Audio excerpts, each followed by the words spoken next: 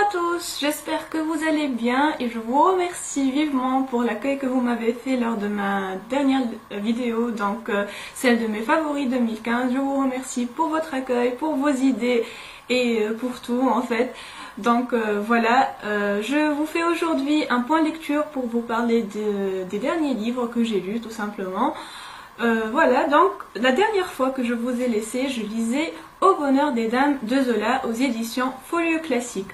Donc là, c'est un documentaire en fait, c'est un documentaire romancé où Zola nous explique la naissance et l'expansion du nouveau commerce à Paris lors du 19e siècle. Voilà, donc là, il nous raconte l'histoire du Bonheur des Dames, qui est le fameux magasin de luxe dont tout le monde raffole et voilà, qui arrive et qui dévore tous les petits commerces, toutes les boutiques alentours, donc que ce soit les boutiques de tissus, de parapluies, de cannes, de tout ce que vous voulez, toutes ces petites boutiques vont en fait perdre vie et faire faillite devant l'arrivée du Bonheur des Dames, qui est un magasin qui vend tout, absolument tout, et ce concept à ce moment-là était nouveau. C'est pas comme maintenant où on a que ça en fait, les énormes centres commerciaux, les magasins, les hypermarchés, tout ça. Donc là c'est un concept tout neuf. Et voilà, ce magasin va bouffer carrément tout le commerce, le petit commerce du quartier.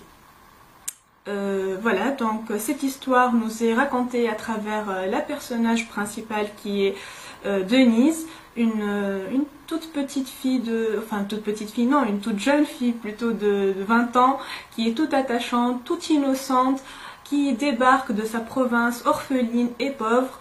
Elle va débarquer à Paris pour vivre chez son oncle et chercher du travail pour nourrir ses deux jeunes frères. Et là, donc, elle va essayer de trouver un tout petit boulot dans un tout petit magasin justement qui est en train de faire faillite bien évidemment, et elle est éblouie, fascinée, même hypnotisée par le bonheur des dames. Donc voilà, comme tant d'autres femmes, elle est attirée par ce grand magasin, elle veut y travailler et elle va y travailler, elle va vivre beaucoup de péripéties et bien sûr elle va vivre une histoire d'amour au passage, bien évidemment, même si ce n'est pas le sujet sur lequel Zola se concentre le plus sur ce livre. Ce livre est vraiment consacré pour expliquer en fait comment le grand magasin qui débarque bouffe tout le commerce ancien, tout le petit commerce traditionnel. Voilà. Donc, il nous explique que la réussite justement de ce magasin est due essentiellement à la vanité de la bourgeoisie parisienne et à leur obsession en fait des apparences, du paraître, du luxe et tout ça. Voilà, donc l'idée de Zola est vraiment bien pensée. Mais moi j'ai pas été aussi réceptive que ça, juste parce qu'il y a trop de descriptions et que ça m'a dérangé dans ma lecture, que à chaque, je sais pas moi, un certain nombre de pages, on y revient, on reparle du bonheur des dames et on le redécrit une énième fois dans tous ces détails, voilà, donc de fond en comble. J'ai trouvé ça un petit peu répétitif. Les descriptions étaient un petit peu lourdes à mon sens, parce que voilà, on nous l'a décrit 1, 2, 3 fois, d'accord, mais plus d'une dizaine de fois, c'est un petit peu trop à mon goût. Voilà, donc c'était une lecture moyenne pour moi, parce que j'ai lu de meilleurs Zola. Thérèse Raquin par exemple a été pour moi un grand, énorme coup de cœur, alors que là, j'ai été un petit peu déçue. Mais bon, je continuerai à lire du Zola, ça c'est sûr. Voilà. Ensuite, j'ai lu une lecture plus légère et plus, je sais pas, plus sympathique peut-être pour moi. Donc il s'agit de Réponse si tu m'entends de Marianne Keyes aux éditions Pocket. Et là, donc, on nous raconte l'histoire d'Anna Walsh, qui est une Irlandaise vivant à New York. Elle a un super mari, une superbe meilleure amie. Elle vit de sa passion qui est la cosmétique, donc elle a un travail dans la cosmétique.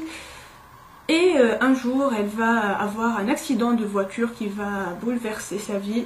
Elle va se retrouver donc en Irlande, chez ses parents, souffrant de plusieurs blessures partout. Et elle se pose une question, donc le topo de l'histoire c'est ça en fait, elle se pose une question: où est passé son mari? Pourquoi elle n'a plus de nouvelles de son mari depuis l'accident? Voilà, donc ça m'a rappelé un petit peu un autre livre dont je ne vais pas vous citer le nom parce que ça risque de spoiler en fait l'intrigue de celui-ci. Mais ça m'a rappelé un autre livre du même genre et j'ai vraiment beaucoup aimé. Je l'ai lu vraiment très très vite parce que on a envie tout le temps de connaître la suite, de découvrir le mystère, l'intrigue, le pourquoi du comment. Donc voilà, c'était une très très très bonne lecture et regardez-moi cette couverture. D'ailleurs, j'ai adoré la couverture de ce livre. Voilà, donc je vous le conseille vivement, c'est une très très bonne lecture. Ensuite, j'ai tenté de lire Les Royaumes du Nord lors du marathon organisé par Marine. C'était le marathon à la croisée des mondes.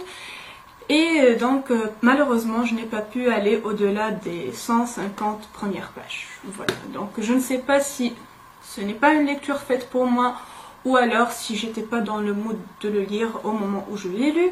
Mais voilà, le fait est que je n'ai pas pu le finir. J'avais hâte d'en finir et de passer à autre chose. J'ai essayé, mais finalement je l'ai reposé. Je ne sais pas si je le reprendrai un jour, mais ça m'étonnerait. Voilà, j'avais trop hâte de lire autre chose et je suis passée à autre chose et je l'ai laissé tomber. Voilà. Donc, après ça, j'ai lu Les écureuils de Central Park Centriste le lundi de Catherine Pancol aux éditions Le Livre de Poche. Et comme vous l'avez vu dans mes favoris de 2015, ça a été un énorme coup de cœur, comme pour le tome 2 d'ailleurs de cette trilogie. Bon, je ne vais pas pouvoir vous raconter l'histoire puisque c'est un tome 3 d'une trilogie justement, mais voilà, j'ai adoré ce livre. Les histoires des héroïnes sont vraiment intéressantes, prenantes, passionnantes. On a tout le temps, quand je lisais ce livre, j'étais tout le temps obsédée par ma lecture. Même quand je lisais pas, j'y pensais, je voulais retrouver mes personnages pour savoir ce qui allait leur arriver. Et voilà, c'est une très très belle fin de trilogie, même si c'est pas la fin finale, on va dire, parce qu'il y a une autre saga à la suite. Mais c'était vraiment une excellente lecture. On passe à autre chose. Donc, après j'ai lu L'Élite, le tome 2 de la sélection, donc de Kirakas. Et j'ai lu aussi le tome 3, L'élu, dont je vous mets l'affiche. Je vous mets la couverture tout de suite.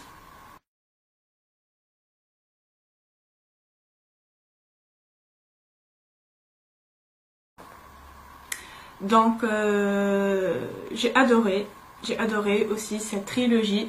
On retrouve ici America, donc on a découvert lors du premier tome qui faisait partie d'une sélection pour devenir princesse et donc femme du prince Maxon.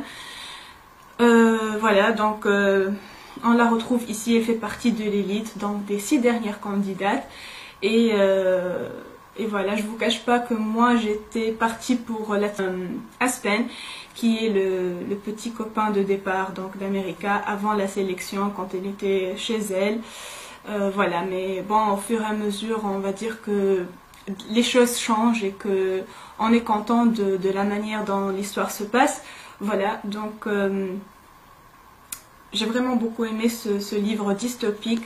Et puisque c'est un tome 2 encore une fois et un tome 3, je ne peux pas vous en dire plus. Mais sachez que si vous êtes intéressé par la dystopie et que si vous avez aimé d'autres livres du genre, celui-ci, je pense que ça vous plaira. Voilà, moi j'ai beaucoup aimé, j'étais vraiment dans ma lecture, je l'ai lu vite parce que voilà, comme pour le livre précédent, on a tout le temps envie de savoir ce qui va se passer et il y a beaucoup de surprises justement lors de notre lecture qui font que voilà, on est surpris par la fin d'un chapitre et on veut savoir ce qui va se passer, donc on passe au suivant, ce qui fait qu'au final la lecture se fait rapidement. Voilà, j'ai enchaîné le tome 2 et 3 parce que justement à la fin du 2 je pouvais pas rester comme ça, donc je voulais savoir ce qui allait se passer, donc j'ai lu le 3 à la suite. Et en ce moment, je suis en train de lire Le Labyrinthe, donc le tome 1 de l'épreuve de James Dashner. Et je vais vous raconter ce qu'il en est lors de mon prochain point lecture. En attendant, dites-moi si vous avez lu ces livres, si vous avez aimé, si vous n'avez pas aimé, dites-moi tout en commentaire et dites-moi ce que vous lisez aussi, pourquoi pas.